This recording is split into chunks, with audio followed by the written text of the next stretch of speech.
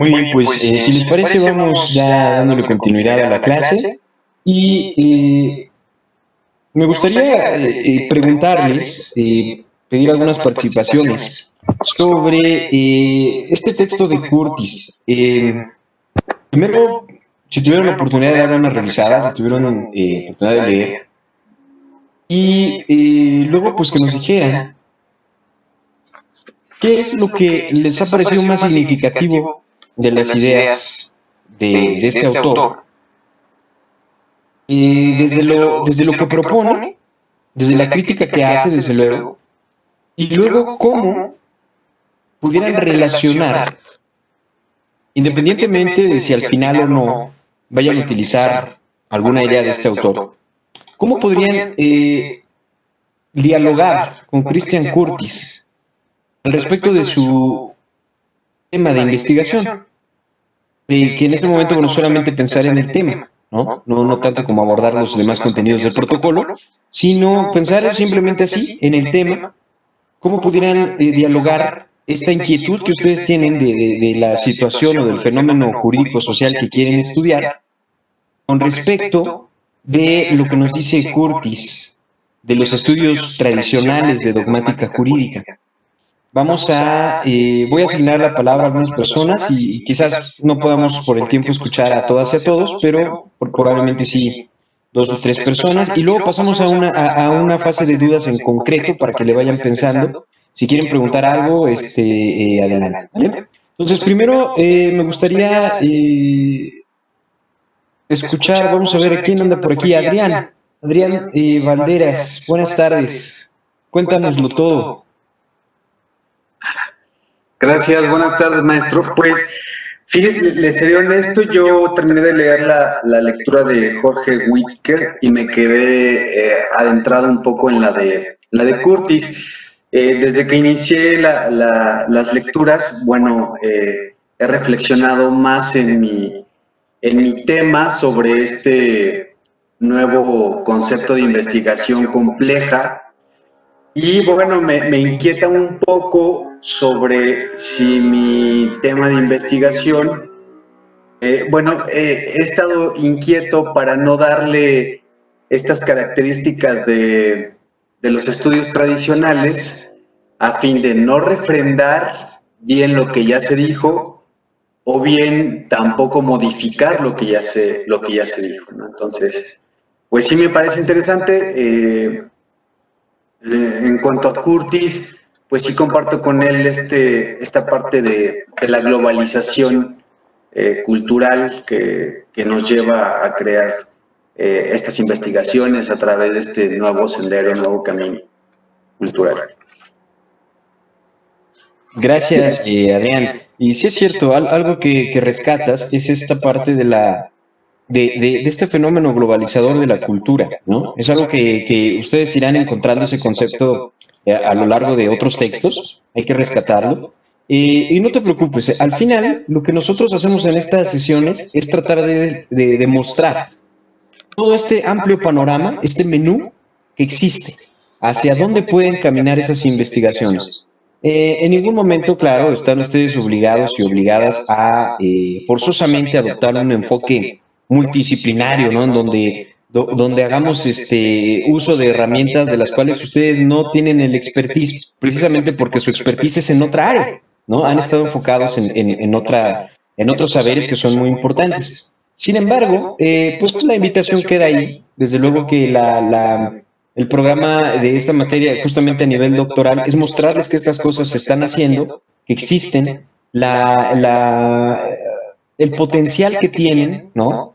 Para generar conocimiento significativo en torno a estos temas complejos y dejarles ahí pues la invitación de que puedan estar incorporando algo de ello. ¿Qué tanto o qué poco? Pues ya cada investigador y cada investigadora lo decidirá en el camino, junto, desde luego, con quien esté dirigiendo esa tesis. Trabajarán mucho en eso, llegarán a tomar esas decisiones, esos acuerdos, y bueno, pues básicamente es eso, ¿no? Nuestra misión en esta materia es conocerlo, conocer estas otras perspectivas, estos nuevos enfoques, tratar de ensayarlos, trabajarlos un poco con lo que nosotros ya tenemos, ver de qué manera pueden entrar, ver de qué manera a lo mejor no pudieran entrar, y tratar de enriquecer lo más posible las tesis, ¿no? Es como el objetivo, para que tampoco se sientan como con esa obligación o con esa imposición de, es que tienen que hacer ahora las tesis todas así. No es el caso, ¿no? Entonces, bueno, darnos la oportunidad de conocer, de ver en qué pueden aportar, y ustedes tomarán la mejor de las decisiones junto con quien dirija sus tesis, ¿vale? Gracias. Y maestro, le iba a preguntar, no es mi caso, pero me quedé pensando en por qué las tesis nunca pueden tener como producto la iniciativa, por ejemplo, de alguna ley o la creación o la modificación de algún marco jurídico. Sí, mira, nosotros en la investigación académica no llegamos nunca a esos objetivos porque nos planteamos de manera realista si esto es posible de realizarse. Es decir, si me va a dar tiempo a hacer toda una investigación sobre un fenómeno del que quiero yo dar cuenta y además hacer esta propuesta de ley o esta modificación o esta reforma en ambientes no jurídicos, estrictamente, por ejemplo, en investigaciones educativas, se da mucho que se quiere hacer un manual, por ejemplo, ¿no? Y la tesis es, voy a hacer un manual para profesores que están trabajando en grupos con personas con discapacidad. Bueno, está bien que tú quieras hacer el manual, pero nosotros lo que pretendemos o lo que buscamos en una tesis es que tú puedas aportar información, datos significativos en torno a un fenómeno social, generar conocimiento. Claro, no estamos tampoco prohibiendo que se haga el manual o que se haga la reforma o que tú la puedas incluir en tu tesis, pero sí invitamos a que en el contenido de la tesis predomine la generación de un nuevo conocimiento. Como tal, la elaboración de un manual o la elaboración de una propuesta legislativa es un paso posterior a la generación del conocimiento. ¿Sí me explico? El conocimiento que tú estás generando puede ser el insumo para, en un momento posterior, que pudiera ser, si te da la vida y el tiempo, en este mismo posgrado o en otro momento de tu trayectoria profesional, tomar esos datos que tú generaste, esa investigación significativa, como principal ingrediente para luego otro producto más que pudiera ser ya la reforma o la propuesta para la modificación de algún instrumento normativo. ¿Sí me explico? Sí, gracias. Muy bien, muchas gracias, Adrián. Pues la misma pregunta, que es en relación a lo que dice Cortis, ¿qué les parece lo más significativo y si esto pudiera llevarse bien, pudiera funcionar con la temática que ustedes están proponiendo para desarrollar su investigación? María de Los Ángeles, te escuchamos. Hola maestro, ¿cómo están? Buenas tardes a todos. Mire, a mí me llamó la atención lo de que no se debe tratar de dejar que sea pura dogmática jurídica. Esto es, que no se quede bajo un contexto de investigación totalmente estricto jurídicamente. Pero en mi tesis, por lo que respecta, se me hace una línea muy fina no poder determinar, por ejemplo, qué es un tema conocido, así es una de sus preguntas, ¿qué no conocemos? O sea, ¿qué no hemos comprendido? Si es un tema abordado, ¿por qué pues un fenómeno social? ¿Qué incide en la sociedad y qué se va a aportar? En el caso, la de la voz pretende un protocolo obligatorio al debido proceso, ¿sí? Entonces, en cuanto a una dogmática jurídica propiamente no lo es. Sí parte de un fenómeno social, pero no nada más mexicano, sino a nivel internacional. Entonces, mi tema se acota en lo inherente a penal, materia penal, el procedimiento penal, el debido proceso en un procedimiento penal, que no es simplemente una cuestión adjetiva, sino es un derecho fundamental, ¿sí? Sustantivo. Y a ese aspecto, pues sí va un tanto dogmática jurídica, pero también un convencionalismo que ya trasciende fronteras y es donde empieza el fenómeno. O sea, el fenómeno social es la no credibilidad de las instituciones públicas para que se lleve a cabo un debido proceso desde la primera impacto que tiene el ciudadano o la autoridad, en este caso desde las policías hasta la representación social, hasta el órgano jurisdiccional, hasta segundo grado, inclusive hasta el orden federal.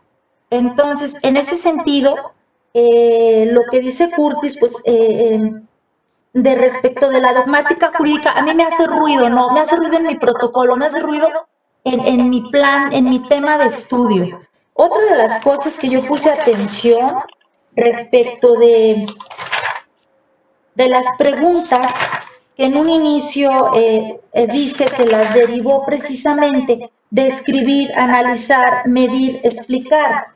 Y justamente la medición me llevó a la investigación dentro de mi protocolo a un aspecto internacional que se llama del Common Law, proceso justo civil, ¿sí?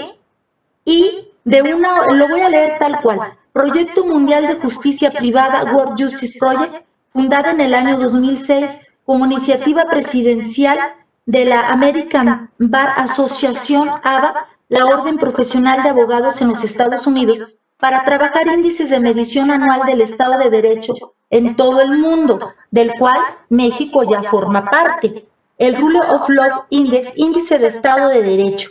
Y de ahí nos lleva un subfactor del debido proceso sustantivo. Y dice, mide si los derechos básicos de los presuntos delincuentes son respetados, incluyendo la presunción de inocencia y las libertades frente a una detención preventiva arbitraria e irrazonable. Entonces ello me conlleva al impacto social, al problema social, cuando a través de las atracciones que lleva a cabo la Suprema Corte de la Justicia de la Nación en asuntos que ya todos conocemos, como la de la francesa Cassens, donde la deja en libertad justamente por la violación de este debido proceso, ponderando no tanto la culpabilidad de ella, sino la violación que se llevó a cabo para su detención.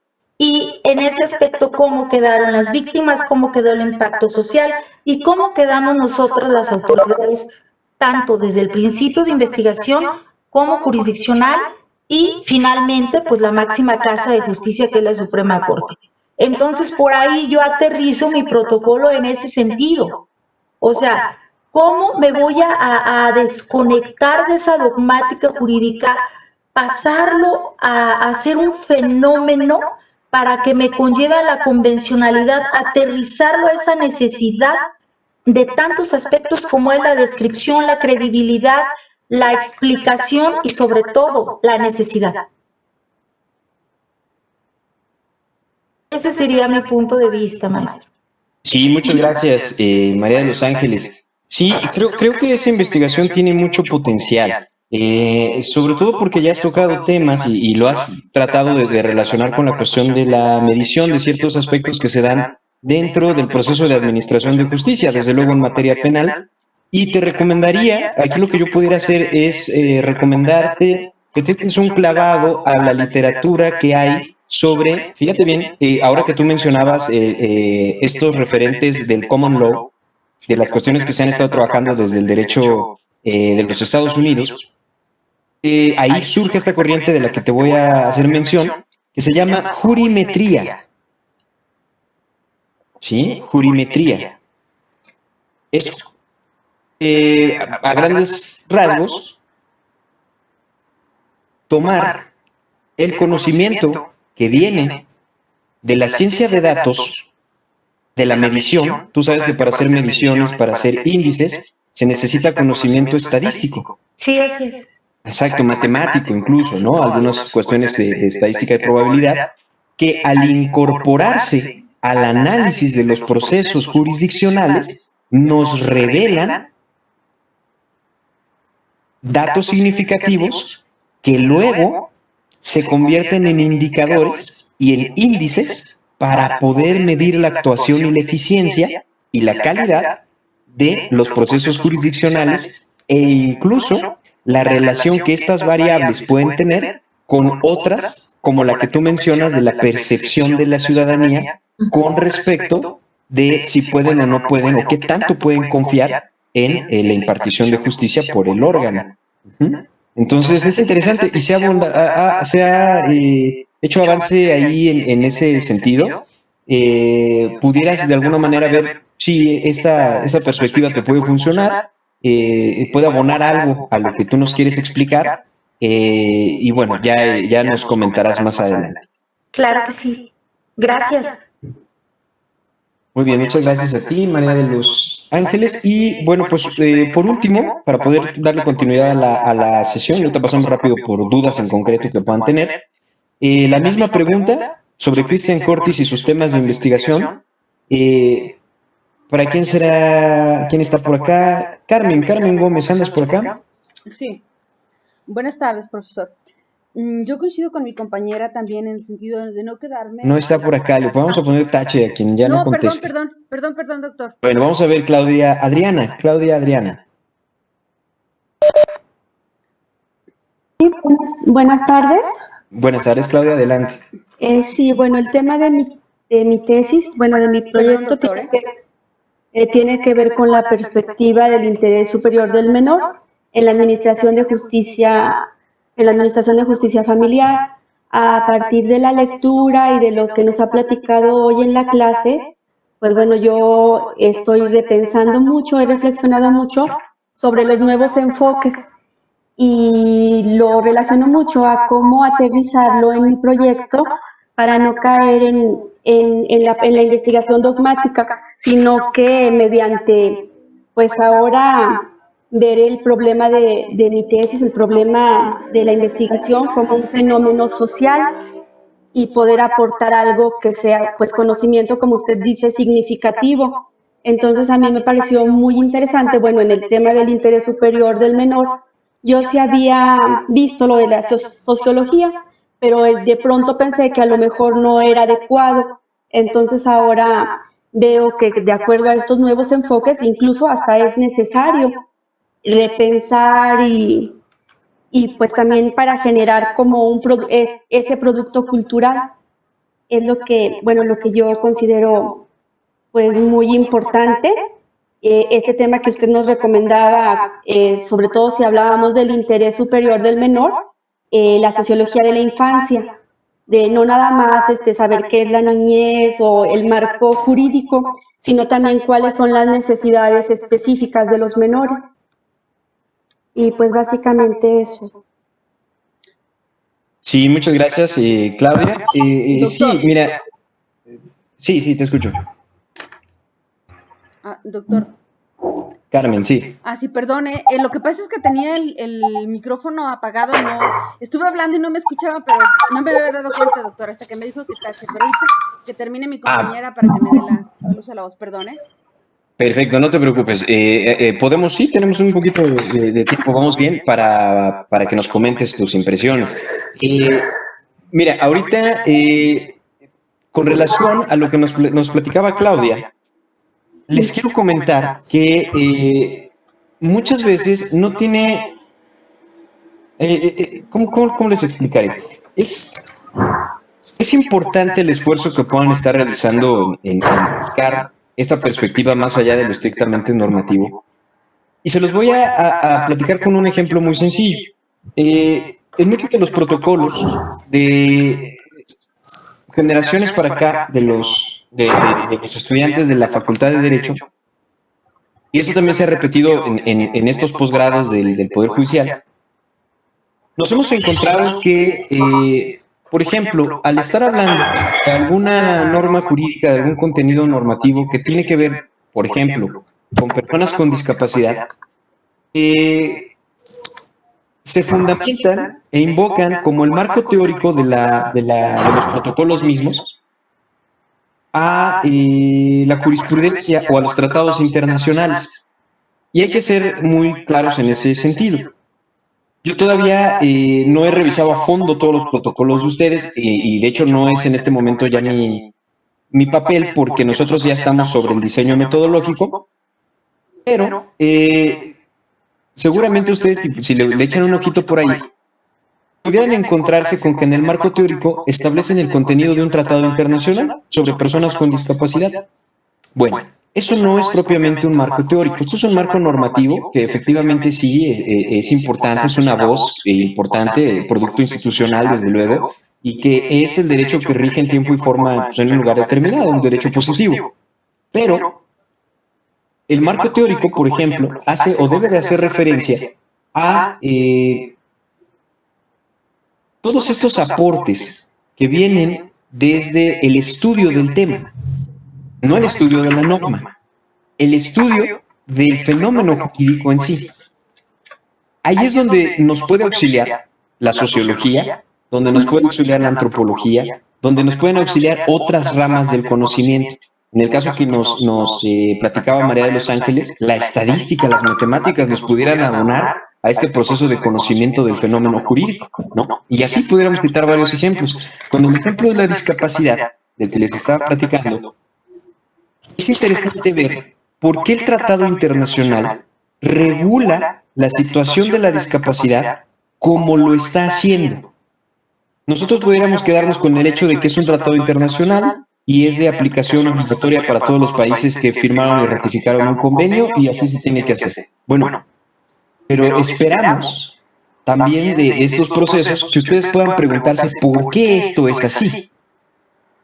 En el caso de la discapacidad, hoy en día, por ejemplo, se toma a las personas con discapacidad desde un modelo social de la discapacidad, no desde un modelo estrictamente médico como se hacía hasta hace algunos años. Producto de este modelo social de la discapacidad,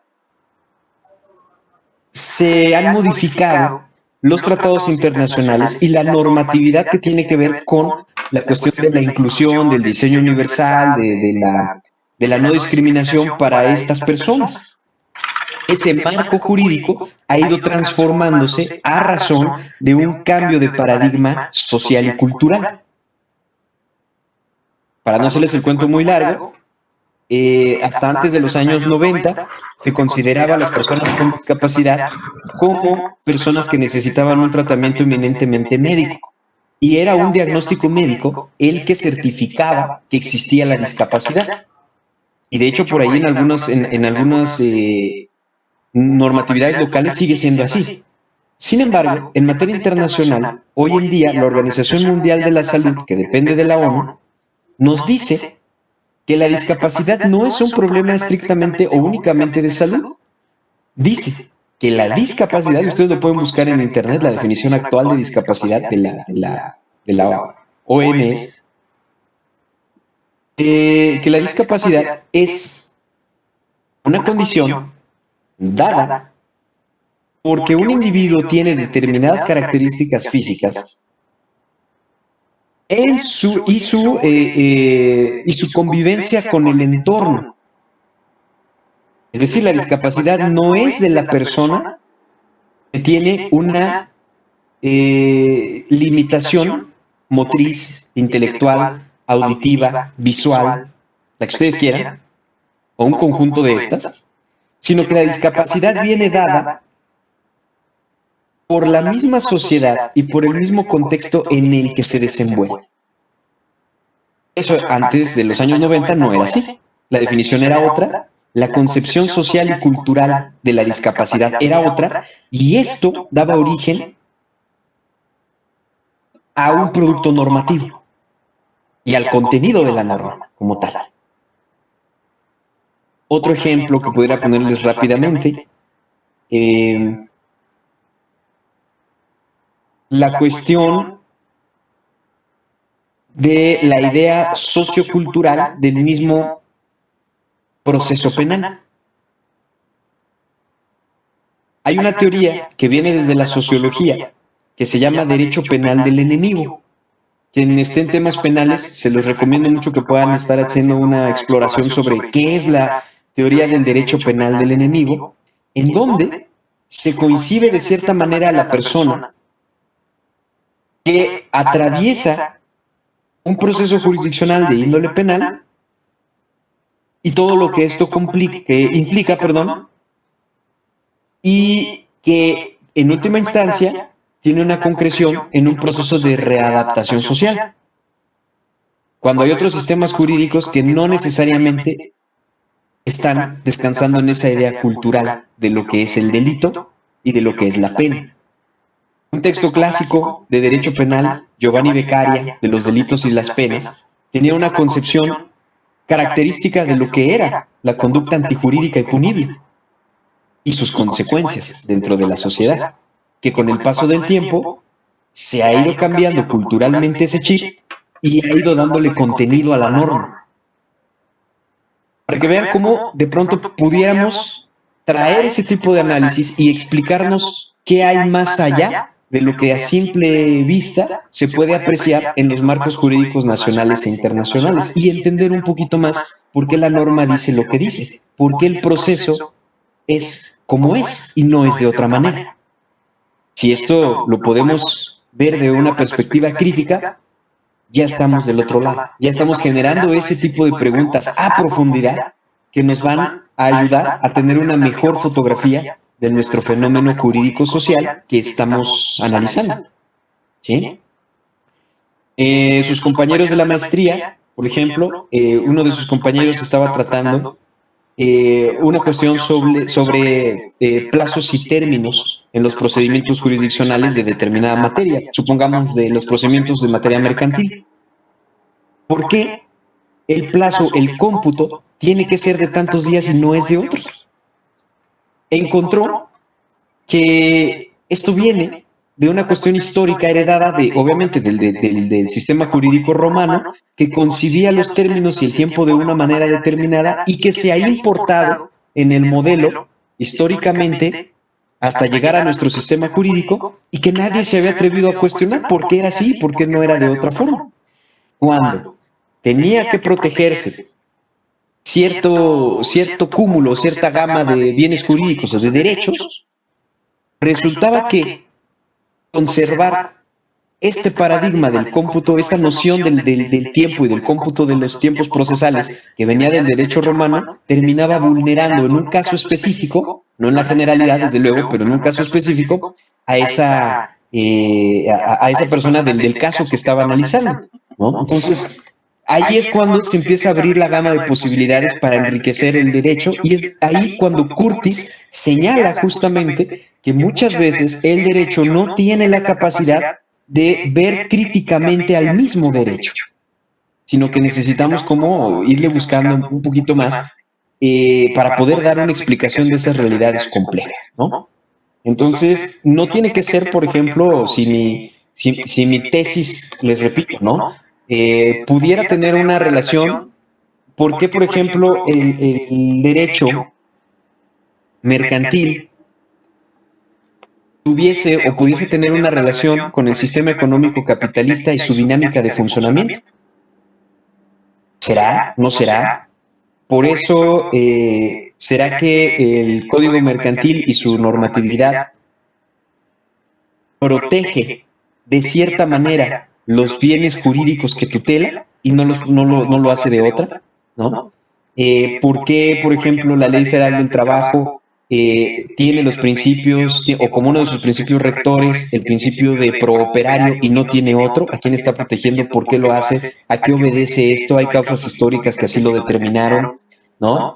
¿Por qué hoy en día en el estado de Oaxaca, ¿no? Por ejemplo, el contenido normativo estará cambiando para prohibir la venta de productos considerados como de alto nivel calórico a las personas menores de edad? ¿Obedecerá ahí alguna cuestión política, ideológica, histórica, social, cultural, de salud? ¿Qué es lo que estará determinando ese contenido normativo? ¿No? Es como ir haciéndose esas preguntas para enriquecer nuestro propio análisis. ¿Sí? Y ahora sí, ya que les dije esto, me gustaría escuchar a Carmen, por favor. Sí, doctor. Bueno, dos cosas. ¿Sí me escucha? Bueno, ¿me escucha? Bueno. Adelante, Carmen, te escuchamos. Es que, perdón, es que... Sí, me quedé pensando en que efectivamente, y coincido con mis compañeros, que no tenemos que quedarnos en la dogmática jurídica y que tenemos que ir más allá para crear el conocimiento científico. Y me llamaba mucho la atención y me puse a pensar en mi tesis va enfocada en específico a una norma. Una norma que establece que cuando uno de los padres no permita la convivencia en forma reiterada al otro cónyuge, se le suspenderá de forma inmediata de la custodia.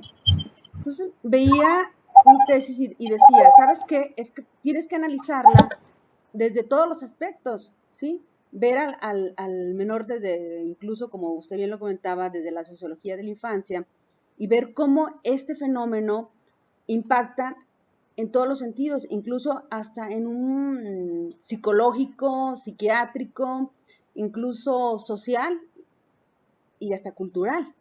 ¿Sí? Entonces, necesariamente la tesis la tenemos que hacer abarcándola todos los aspectos, ¿sí?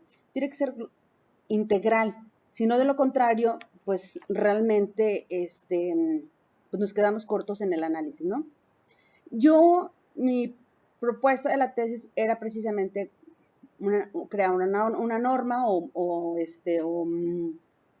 iba enfocado en ese aspecto. Sin embargo, me queda clarísimo y creo que concuerdo con su postura de que no nos va a alcanzar. Y aparte porque depende de muchas cuestiones, incluso de políticas públicas. Entonces, yo creo que, fíjese, hasta ese grado estoy pensando en retomar hacia dónde quiero ir, ¿sí? Porque sería muy complicado y no me alcanzaría. Bueno, en el tema de mi tesis. Me llama también mucho la cuestión, incluso en lo que está comentando de lo de los menores o de las personas con discapacidad. Precisamente, ese cambio de paradigma lo podemos ver como incluso trajo normas que vienen incluso a impactar vemos, por ejemplo, ahora en los edificios rampas, vemos ahora como reglas de tránsito, multas porque te estacionas en lugares prohibidos, ¿sí? Todo este cambio de paradigma, todo lo que viene a impactar en la sociedad. Y yo creo que ese es, al final de cuentas, es lo que se pretende, un impacto que sea sociojurídico, que sea sociocultural. Muchas gracias, Carmen. Tú acabas de mencionar algo que ya estaremos platicando más adelante, que tiene que ver con los objetivos que se están planteando. Muchas veces, al revisar los objetivos que ya pusimos en ese protocolo, nos damos cuenta que son objetivos que son inalcanzables por la cuestión de tiempo, de recursos y sobre todo también por los objetivos que se persiguen dentro de una tesis. En algún momento me encontré, por ejemplo, con tesis o con protocolos, no tesis ya no, pero con protocolos sí, en donde los objetivos planteados eran optimizar el sistema de administración de justicia en los juicios de oralidad penal. Y yo le preguntaba a ese tesista, con un lenguaje muy coloquial, ¿te cae? ¿Te cae que vas a lograr eso? No, pues es un bonito deseo, pero una tesis realmente y el tiempo y los recursos con los que se cuentan en este momento deberá tener ese alcance. A todos nos encantaría, yo soy el principal que diría, qué bueno que todas las tesis pudieran cambiar la realidad de esa manera. Pero aterrizando un poco, ¿no? Para podernos ubicar en este proceso que estamos viviendo de formación y de producción de conocimiento, pues la tesis tiene que producir un conocimiento. Si hace eso, excelente. Si logra más, qué bueno, pero por lo menos que genere conocimiento. Eso es algo que no podemos sacrificar. Eso es algo de lo que no podemos quitar el dedo del renglón. ¿Sí?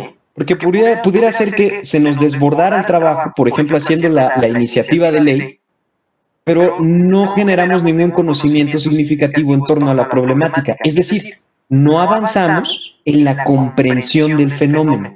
Ese es el objetivo de un proceso de investigación académica.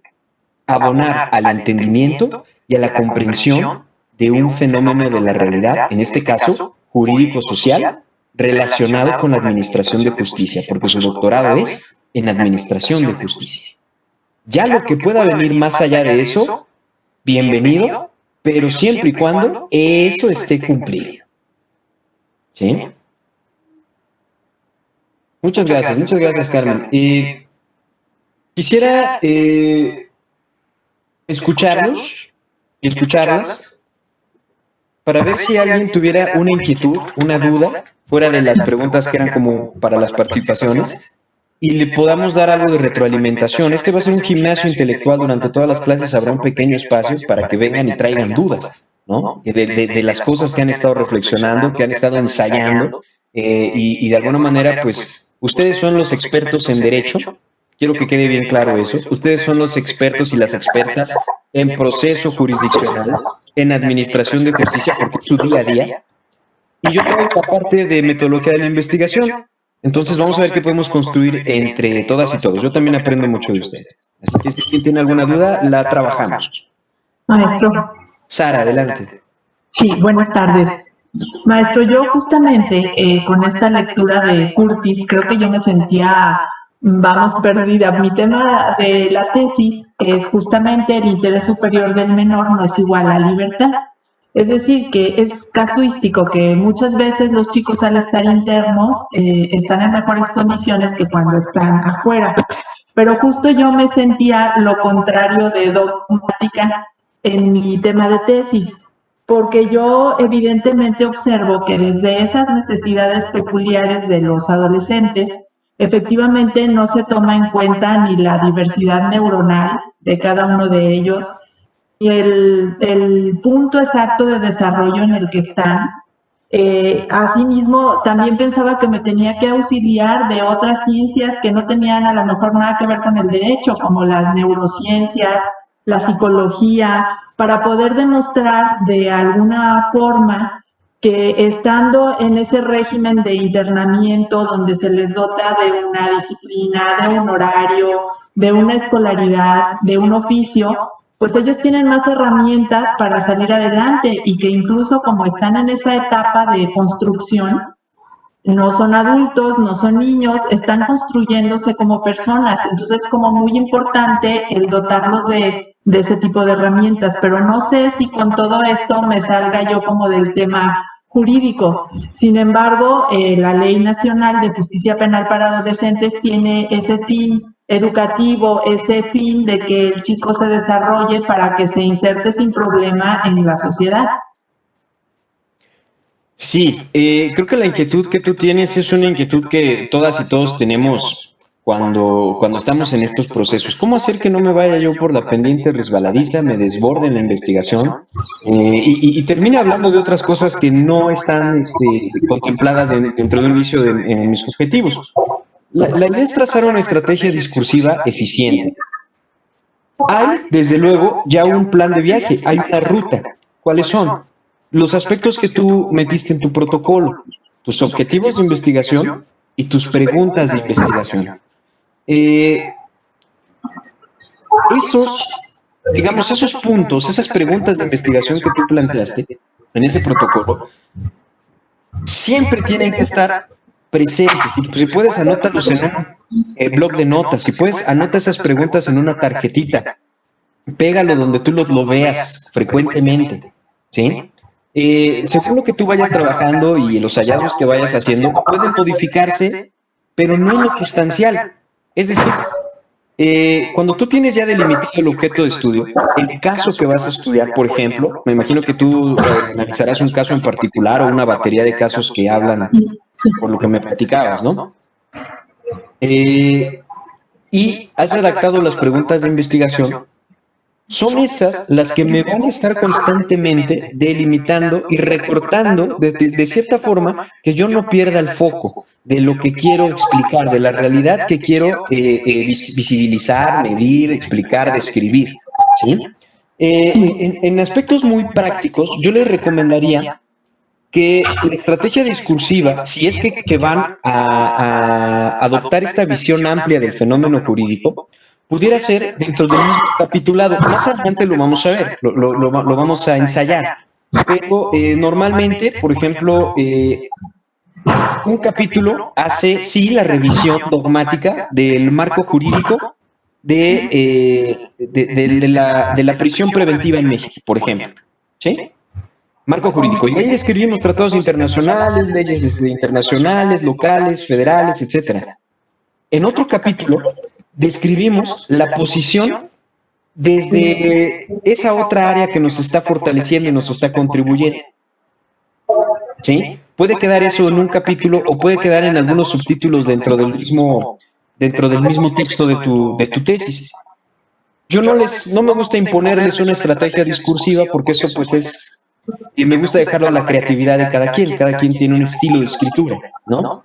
Pero se puede hacer así, perfectamente dividido, bien visibilizado, delimitado, dónde va a ir ese abordaje que no es estrictamente de un análisis dogmático jurídico, sino que obedece a otra tradición de conocimiento, ¿verdad? A otra área del conocimiento, para apoyar el argumento que yo estoy presentando, que en una tesis es la confirmación de una hipótesis, su refutación o la explicación y la descripción de un fenómeno de la realidad jurídico-social, en nuestro caso, ¿verdad? Entonces, pues no perder de vista esos objetivos, esas preguntas que ustedes ya tienen en su protocolo. Son las que me van a estar trayendo constantemente a enfocarme a lo que yo quiero decir en esa tesis. Lo demás es para apoyar la respuesta que voy a dar a esas preguntas. Gracias, maestro. De nada, Sara, ¿alguna otra duda, algún otro comentario que tengan, algo que podamos trabajar? Doctor, ¿sí me escucha? José Martín, adelante.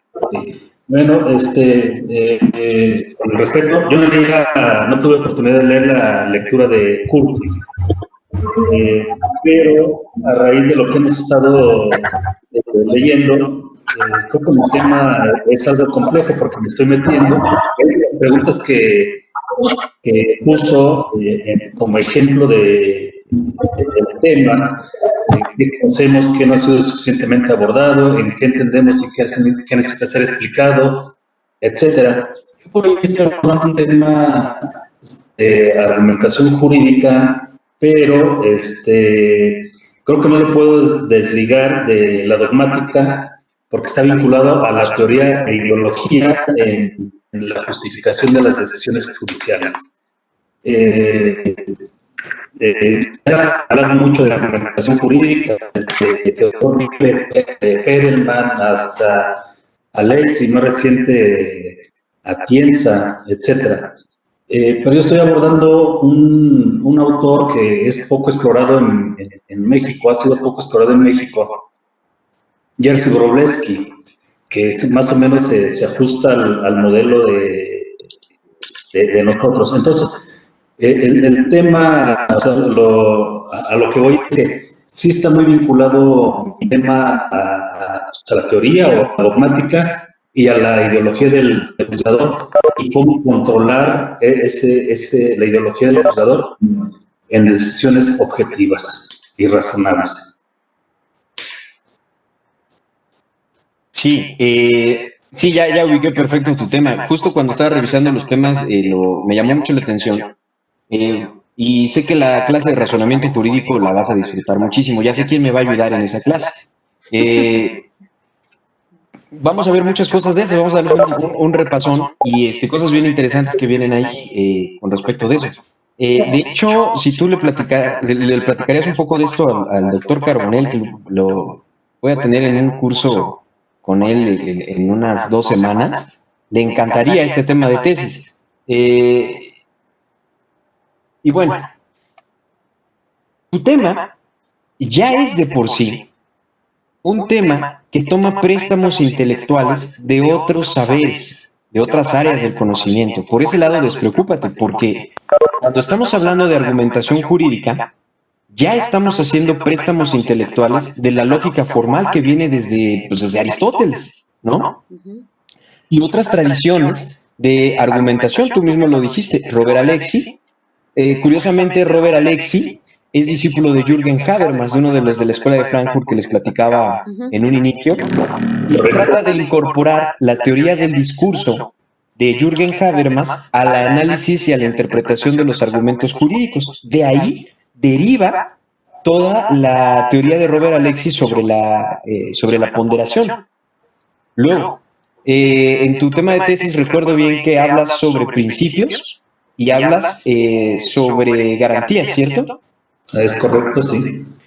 Estos son dos corrientes que tienen una implicación ideológica fuertísima, importantísima, que hay que revelar, que hay que visibilizar, porque cuando los operadores jurídicos oyen principialismo, tú lo sabes mejor que nadie, lo confunden con garantismo, y son corrientes, tienden a confundirlos, no siempre, pero hay esa tendencia, ¿no? Y son corrientes ideológicamente que en algunos puntos pudieran ser coincidentes, pero ideológicamente separadas. El mismo Luigi Ferrajoli en algún momento escribió acerca de que él se desmarcaba, se separaba de la teoría de Robert Alexi, que no las confundieran, decía, ¿no? La mía, decía Ferrajoli, es un positivismo reforzado, y eso tiene implicaciones políticas, sociológicas, ¿sí? De esta herencia del positivismo científico, epistemológicas incluso, ¿no? Mientras que Robert Alexi viene de esta tradición que nace con las inquietudes y los trabajos de Jürgen Habermas por un lado, y por otro lado de Ronald Dworkin, quien comienza a hablar de la teoría de los principios en el derecho como normas de optimización moral. Ya lo veremos en el razonamiento jurídico cuando hablemos de eso. Pero tu tema de por sí ya es multidisciplinario, ¿no? Ya es multidisciplinario. Entonces, pues no te preocupes por eso. Ahí, por ejemplo, yo tiraría el dardo envenenado, que más bien es una invitación. Porque la lógica formal en el análisis de argumentos jurídicos casi siempre se ha heredado de los métodos aristotélicos. El silogismo jurídico y todo esto, ¿no? Hay otros métodos de argumentación jurídica y de análisis que en la clase los vamos a ver si te interesan o ya los conoces, los podemos trabajar, que es el método de análisis sociológico que viene de la sociología de Tolmin, que tiene que ver más con estos aspectos que fueron exacto, Stephen Tolmin, desde otra área de conocimiento que no necesariamente era la lógica formal argumentativa aristotélica. Ese es uno. Luego está, déjame ver si no me traiciona ahorita la memoria. Exacto. El análisis más de contenido sintáctico, lingüístico, que hace José Juan Moreso, por ejemplo, que es un análisis que viene desde la lingüística y no necesariamente desde lo jurídico. Así es. ¿No? Entonces, aquí yo les voy a hacer la invitación, aprovechando el comentario de José Martín, muy atinado al respecto. En lo personal, a mí no me gusta que me encasillen como experto en metodología. yo hice un doctorado en ciencias sociales aquí en el Colsan, entonces que me encasillen como experto en sociología o en antropología, o bien que me encasillen como experto en hermenéutica jurídica o en ética, que son como la trayectoria que tengo yo, que ya la conocen. Yo soy investigador y a mí así me gusta que me identifiquen. Solamente, lisa y llanamente como investigador, pero un investigador que tiene un baticinturón. ¿Me explico? Y Sí. tiene herramientas de diferentes tipos y que va a utilizar para poder dar cuenta del objeto de estudio de la mejor manera posible, ¿no? Decía un profesor que tuve de programación, aparte de todo esto, estaba estudiando ciencia de datos, por eso lo de la jurimetría me sonaba y se lo recomendé a su compañera. Decía mi profesor, era matemático, pero también era programador, matemático puro, estos que se meten en los teoremas y todo esto, ¿no? Yo me lo imaginaba como el meme donde está la persona con muchas raíces cuadradas y todo esto en números y todo así en su cabeza, ¿no? Él decía, yo soy un matemático que sabe de programación, que sabe un poquito más de programación que los matemáticos, pero también soy un programador que sabe un poquito más de matemáticas que los programadores. Y eso le daba una ventaja competitiva tremenda. Entonces, la misma recomendación les hago. Claro, por su quehacer cotidiano, ustedes son expertos y expertas en el proceso jurisdiccional de la rama a la que se dedican. Eso es innegable. Pero esta es la oportunidad de saber un poquito más de otra cosa y ver cómo esa otra cosa enriquece no solamente mi proceso de investigación, porque este también es un proceso enriquecedor de vida y de quehacer profesional, ¿no? Entonces, por ahí queda como la moraleja. Y no te preocupes porque tu investigación de por sí ya es interdisciplinaria. Ya lo es, ¿no? Y adelante con eso lo iremos trabajando, ¿no?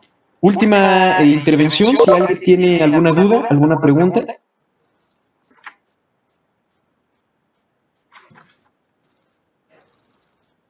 Muy bien, pues vamos a pasar, si no hay entonces otro comentario, a su tarea. Les voy a poner aquí en la presentación de PowerPoint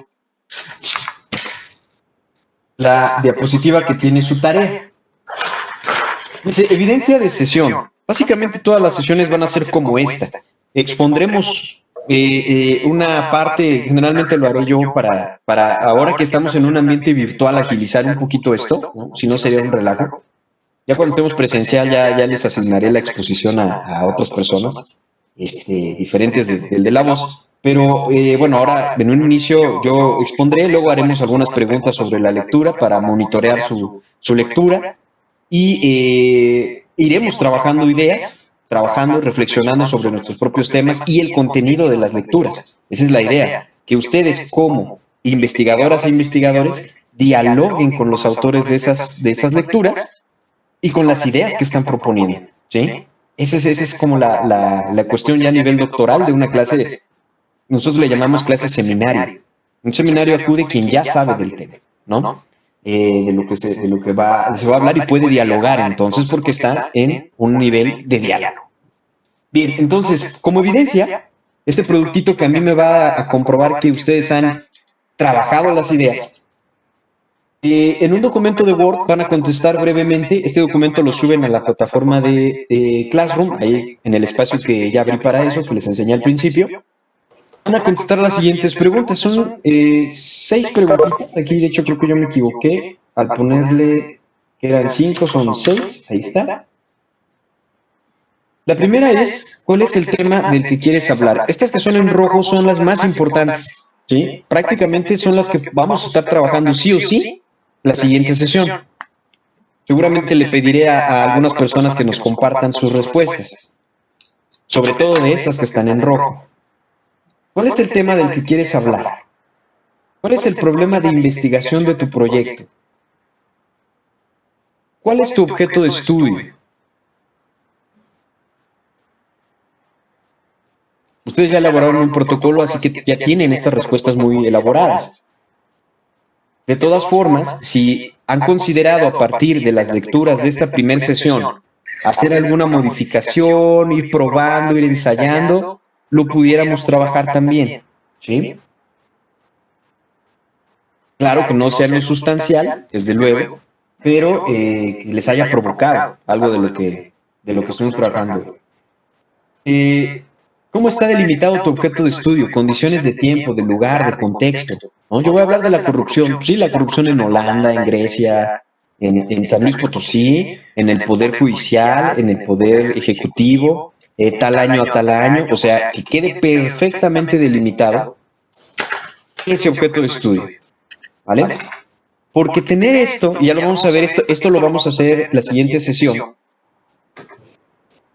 Vamos a ver cómo tener bien identificado un objeto de estudio. Me va a dar automáticamente o casi el diseño metodológico más adecuado para poder realizar esa investigación. No hay una receta secreta. En investigación, lo que existe son unos lineamientos que nos dicen cuál es el método científico. Pero en realidad, cada investigación, como les decía, tiene una identidad distinta, diferente. Es la investigadora o el investigador quien va construyendo no solamente el problema de investigación, sino la mejor manera de abordarlo con los elementos con los que cuenta. Entre más elementos tengas, lograrás una mirada de más alta fidelidad al objeto de estudio. Por ejemplo, ya lo platicaremos más a fondo, pero si yo lo que quiero es analizar, por ejemplo, la eficiencia, hablando en términos de administración de justicia, la eficiencia en la resolución de los casos, de los juzgados de lo familiar, o de que se ocupan de asuntos familiares en el estado de San Luis Potosí, ese es el objeto de estudio de tal año a tal año, o en el caso específico de sucesiones intestamentarias, por ejemplo, ¿no? Ese objeto de estudio bien construido me va a decir inmediatamente, tú no necesitas para medir la eficiencia de unos juzgados de lo familiar en juicios sucesorios intestamentarios, no necesitas irles a hacer entrevistas. Necesitas ir y medir cuántos expedientes se han desahogado en ese momento determinado de tiempo y de qué manera se han hecho. ¿Cuántas apelaciones han tenido? ¿No? ¿Y por qué se ha apelado? Es decir, el objeto de estudio, inmediatamente cuando está claro, te va llevando al tipo de herramienta que tú vas a ocupar para recolectar, para sistematizar y para interpretar tu información. ¿Sí? Ya luego los más puristas de la metodología les dirán, no, es que es diferente el dato de la información. Ya lo veremos más adelante. Ahorita dato e información puede ser lo mismo para nosotros. Más adelante ya no. Pero ahorita vamos a decirlo así. ¿Vale? Muchas veces nosotros tenemos una batería de información que recolectamos a través de hacer o de aplicar algún instrumento y como no es congruente el instrumento que utilizamos con el objeto de estudio que localizamos en un principio, ya no sabemos qué hacer con nuestra propia información. Y ahí puede haber algo interesante, ahí puede haber hallazgos significativos y no los vamos a ver porque no están alineados ni con los objetivos de la investigación, ni con la delimitación del objeto de estudio, ni mucho menos con las preguntas de investigación.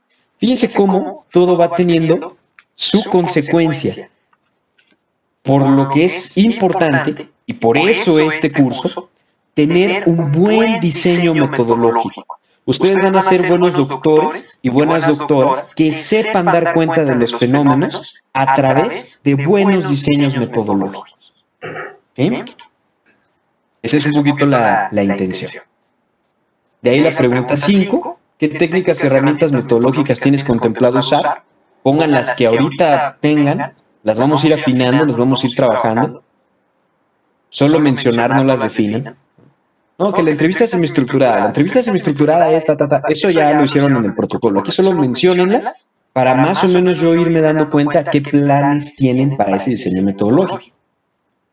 Y número 6, de acuerdo con tus anteriores respuestas, ¿qué tipo de investigación, según la clasificación de Curtis o de Whitaker, describiría mejor tu proyecto de investigación? Ahorita hablamos de Curtis. Vamos a dar una introducción a Whitaker. Nada más lo vamos a empezar hoy y mañana lo vamos a terminar. Pero para mañana ya tendrán que haber trabajado estos dos textos en relación a esa última pregunta. ¿Vale?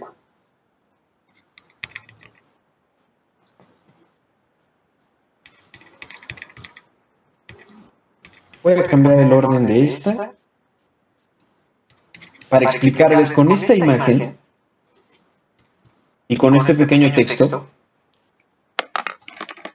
Esto no lo digo yo. Ahora que hablaban de marcos internacionales y de cosas que ya están trascendiendo en el ambiente y en el nivel internacional, la UNESCO, en un estudio que hacía también a propósito de las investigaciones jurídicas, concluyó que las características deseadas en los investigadores e investigadoras del fenómeno o de los fenómenos jurídicos sociales deberían de ser las que siguen: talento, paciencia, vocación y disciplina para la investigación, información y antecedentes del tema a investigar, capacidad para moverse entre lo que ya se sabe y lo que aún no se conoce, voluntad para aportar una idea por mínima que sea, contar con un diseño metodológico congruente, fiable, válido y replicable. ¿Qué quiere decir que sea replicable? Que otros investigadores e investigadoras puedan conocer la manera en que tú llegaste a tus resultados, la manera en la que tú llegaste a esos hallazgos y en la que tú llegaste a esas conclusiones. ¿Por qué? Para evaluarlo, para retomarlo en situaciones análogas o similares, o para refutarlo. Ese es el valor de la ciencia. Decía un teórico también muy famoso porque hablaba sobre filosofía de la ciencia, Karl Popper, que el valor de la ciencia no es en sí que se ciña al método científico, que forzosamente cumpla paso 1, paso 2, paso 3, paso 4, paso 5. El valor de la ciencia es que produce conocimiento falible. ¿Qué quiere decir falible? Refutable, evaluable, y que si en un momento determinado encontramos una mejor teoría que explique de mejor manera el fenómeno jurídico social, en nuestro caso, bienvenida, bienvenida a esa teoría. Si ya superaron esa teoría que explicaba anteriormente el fenómeno y ya tenemos nuevos elementos, nuevos hallazgos, nuevas combinaciones, bienvenido eso, porque eso es lo que permite el avance del conocimiento y el avance de la humanidad a través de ese conocimiento. ¿Sí? Si el día de hoy desarrollan una vacuna contra el coronavirus a través de conocimiento científico que tenga determinados efectos secundarios y la aplicamos ahorita, pero el día de mañana desarrollan una mejor que tenga menos efectos secundarios, bienvenida esa vacuna. Bienvenido el conocimiento científico. ¿Por qué? Porque transparenta su método, su diseño metodológico, para efectos de que otras investigaciones o ustedes mismos, ustedes mismas en un futuro retomen y puedan superar eso que ya se hizo. ¿Sí? Eso es lo que decía la UNESCO, fíjense. Y aquí yo les pongo una imagen, les voy a hacer un zoom, sea más grande. Una imagen que a mí me gusta mucho poner en estas primeras sesiones, es una metáfora. La imagen es una metáfora muy bonita sobre el proceso de investigación. Ahorita voy con Curtis, pero primero les quiero decir esto. Si ustedes se dan cuenta, en esta imagen hay una calle y hay una lámpara grande. Además es una lámpara solar, esta imagen ya es muy contemporánea. Pero esta lámpara tiene un espectro de iluminación que más o menos pudiéramos trazar así. Aquí está el halo de luz y este es el espectro, la distancia, pudiéramos llamarle así. Los estadísticos dirían el rango de iluminación que tiene esta lámpara. Imaginen que la lámpara es la fusión de su marco teórico y de su diseño metodológico. El diseño metodológico es el foco. El marco teórico es este tubo que soporta al foco. Tampoco podemos inventar, tenemos que sacarlo de algún lado, ¿no? Su marco, su diseño metodológico o marco metodológico es este foco. Tú puedes tener el foco más potente, más bonito, el más caro. Puedes tener el solar, puedes tener uno de energía eléctrica convencional, puedes tener uno nuclear, el que tú quieras. Pero, ojo, si tu objeto de estudio anda por acá, aquí está tu objeto de estudio, de nada te va a servir este diseño metodológico por muy bonito que esté. Por eso la importancia de tener un marco metodológico congruente. ¿Para qué? Este marco metodológico pueda iluminar lo que yo necesito iluminar. Así de fácil.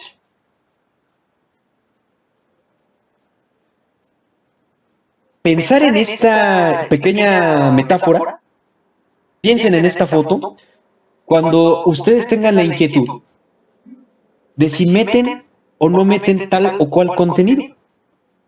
Cuando estamos en este proceso inicial, en estas fases iniciales, leemos algo y, ay, está bien bueno, lo voy a meter. Ay, este autor está buenísimo, venga, lo meto. Ay, esta otra cosa está súper bien, la meto. Y todo suena bien, todo suena increíble. Pero hay que tomar esas decisiones. ¿En razón de qué? ¿Qué quieres solucionar? De tener fidelidad con el objeto de estudio, con lo que queremos dar cuenta, con lo que queremos explicar y comprender de ese fenómeno jurídico social. Eso les va a ayudar a tomar ese tipo de decisiones. Incluso hasta con los mismos directores o directoras. Estás hablando con tu comité de tesis y pues el director que tienes tiene muy bien trabajado cierto enfoque porque toda su vida se ha dedicado a eso, o la mayor parte, ¿no? Pero eso difiere de lo que tú quieres dar cuenta porque tú tienes bien localizado tu objeto de estudio. Y entonces podrás tomar algunos elementos, pero no todos. Y la decisión que vas a tomar, ese tipo de decisiones, van a estar guiadas justamente por esta pequeña, pero muy útil metáfora.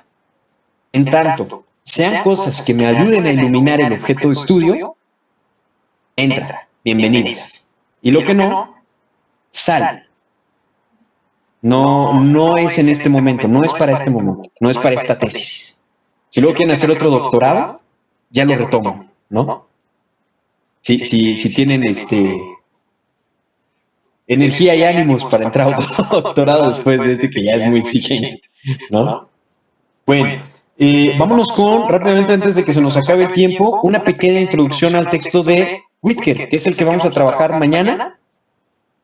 Nos vamos a enfocar en ese. Y en las respuestas que le den a sus preguntas de tarea. Whitaker dice, déjenme quitar estos rayones. Y ahora sí les pongo a Whitaker. Esta es la propuesta de Jorge Whitaker, profesor de la UNAM, que él también tenía mucha preocupación con la forma en la que se trabajaba en las facultades de Derecho. Él tenía la preocupación y decía que los abogados eran muy cuadrados, así lo decía el profesor Whitaker, ¿no? Así tal cual. Ahí en el instituto, ustedes tienen el libro de Whitaker para cuando anden de pasadita por el instituto, ahí está en la bibliografía que tiene el instituto. De todas formas, yo les mandé el texto. Esto de Whitaker les va a parecer familiar en cierta medida a lo que proponía Curtis. Whitaker parte de hacer una descripción de lo que él llama estudios dogmáticos, documentales y teóricos, que esta partecita es lo mismo que nos decía Christian Curtis. Coinciden los programas jurídicos desde una perspectiva estrictamente de derecho formal, descontando todo elemento fáctico real y su relación con la norma jurídica. Se nos olvidaba, retomando estas ideas de Curtis y ahora lo que dice Whitaker, que llega a una conclusión similar, se nos olvidó que el derecho es un producto cultural, es un producto histórico. Cuando yo le pregunto a un alumno de licenciatura, ¿qué son los derechos humanos? Son todos aquellos tratados internacionales de la ONU, ¿no? Y le digo, uy, tienes .25, no tienes 100, tienes 25% nada más. ¿Cómo, profe? Pues si así nos enseñaron, así está, ese es el derecho formal positivo del internacional, marco internacional de los derechos humanos, tratados de la ONU. Digo, bueno, ¿y de dónde salieron esos? ¿Y por qué consideramos el marco internacional ese y no otro? ¿No? Los derechos humanos no habrán surgido,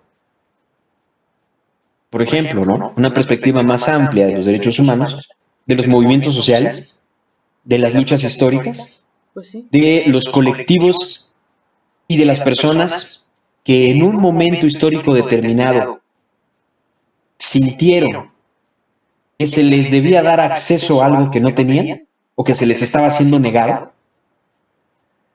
¿Sí? Hoy les pongo el ejemplo. Hoy tenemos compañeras en el aula virtual, si quieren, en este caso.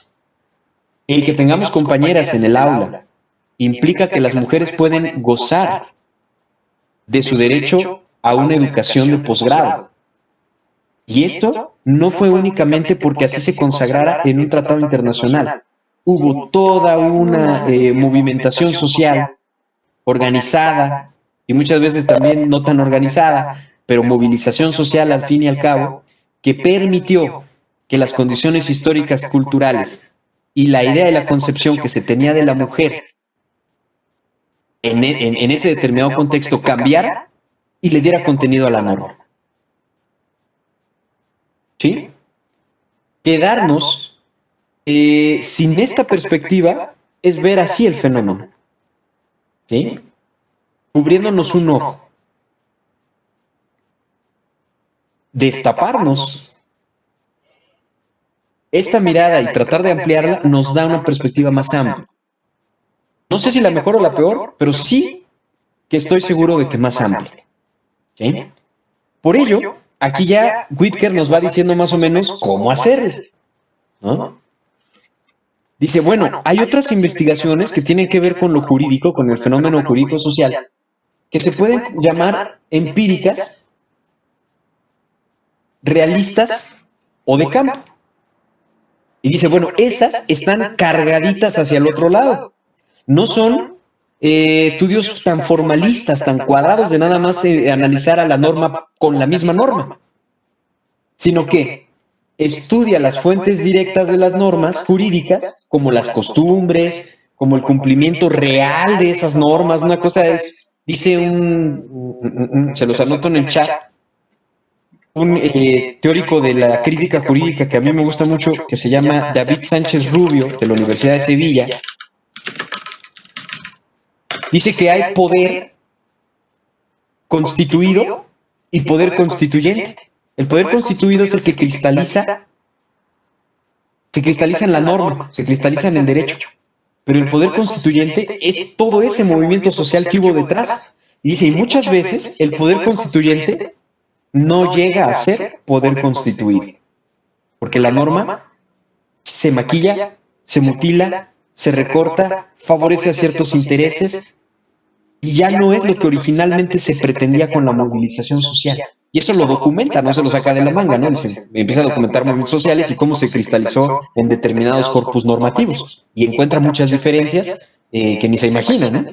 Entonces, bueno, tiene que ver con esto, ¿no? Dice, el objeto de estas investigaciones es diferente de las dogmáticas, porque dice, mientras en las dogmáticas el objeto es el orden jurídico presente. ¿El objeto cuál? Pues el objeto de estudio, del que les estaba hablando con la foto de la lámpara. Mientras que en las investigaciones dogmáticas el objeto es el orden jurídico presente o pasado y su contenido normativo, el objeto de una investigación empírica realista o de campo, dice Whitaker, es el conjunto de realidades, factores sociales, económicos, políticos, psicológicos, etcétera, que se relacionan con los fenómenos jurídicos y con su producción en normas. Y entonces ahí el profe Whitaker, sus alumnos luego ya lo ponían en jaque, porque le decían, profe Whitaker, entonces, ¿qué tesis vamos a hacer? ¿Cuál está bien y cuál está mal? ¿Por cuál optamos? Y el profe Whitaker respondía, por la que ustedes quieran, pero yo les invito, así como el profe Jorge, a que tejamos puentes, construyamos puentes entre una y otra, no están peleadas. Wallerstein, en el libro que les recomendé, En Pensar las Ciencias Sociales, va a decir lo mismo. Es decir, hagamos uniciencia. No nos veamos como separados. Nos separó una condición histórica al inicio de la etapa de la modernidad, siglo XVII. Antes del siglo XVII, fíjense bien, las universidades no tenían la separación en carreras de ciencias sociales, carreras de ciencias biológicas, carreras de ciencias formales duras, matemáticas y física. Las universidades te daban una educación de uniciencia. Si ustedes van a revisar las biografías de los grandes pensadores de la antigüedad, esos cuates eran físicos, pero también eran poetas, pero también eran filósofos y también eran matemáticos. Ah, y también habían ido a la escuela de jurisprudencia, como le llamaban en aquel entonces. Pero bueno, luego por ciertas condiciones que tienen que ver con la división del trabajo en el capitalismo, esto lo describe Adam Smith en un texto clásico de la economía, La riqueza de las naciones, se divide la fuerza de trabajo por la producción fabril y también, por lo tanto, se divide la preparación que debe de tener la persona para insertarse en ese campo laboral. Y así se empieza a dividir la universidad en facultades. Eso lo encuentran en el de Wallerstein, ¿no? Cómo se dividió la universidad en facultades. Hoy en día, lo que intentamos es reconstruir el rompecabezas.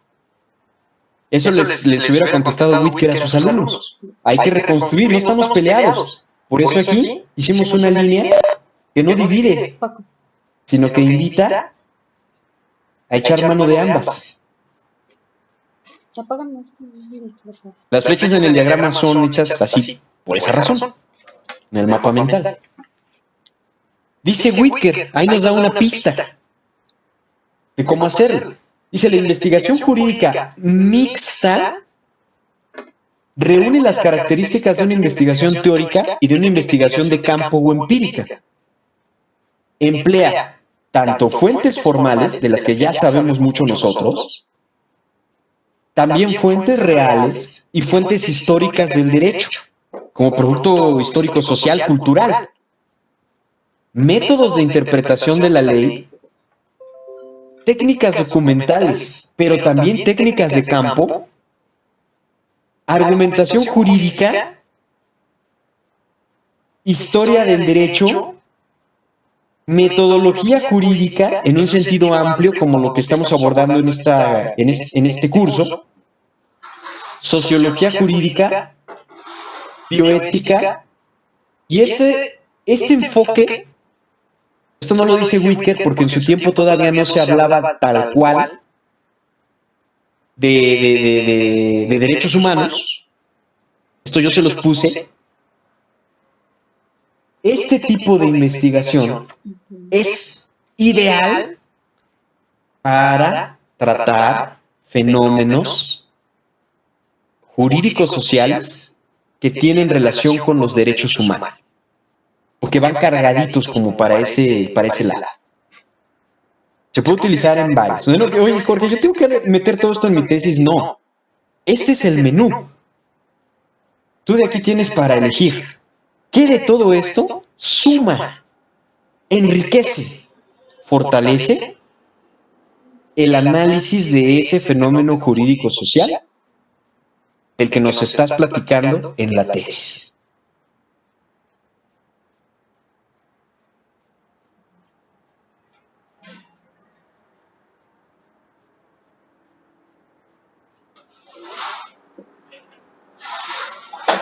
Hasta aquí. ¿Alguna duda? ¿Alguna pregunta? ¿Alguna inquietud?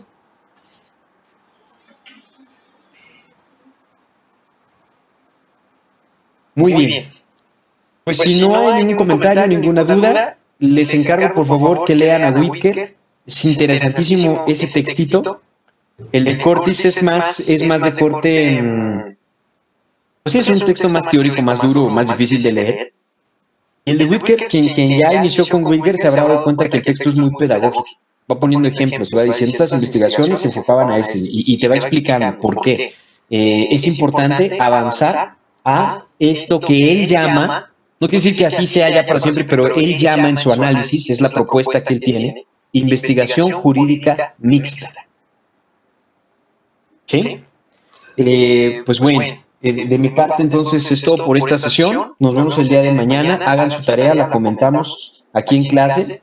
Tráiganse sus dudas, tráiganse sus comentarios, todo lo que quieran trabajar, darle vuelta, revolcar, hasta donde más no se pueda esas ideas, va a ir sumando a su proceso de diseño de un marco metodológico congruente.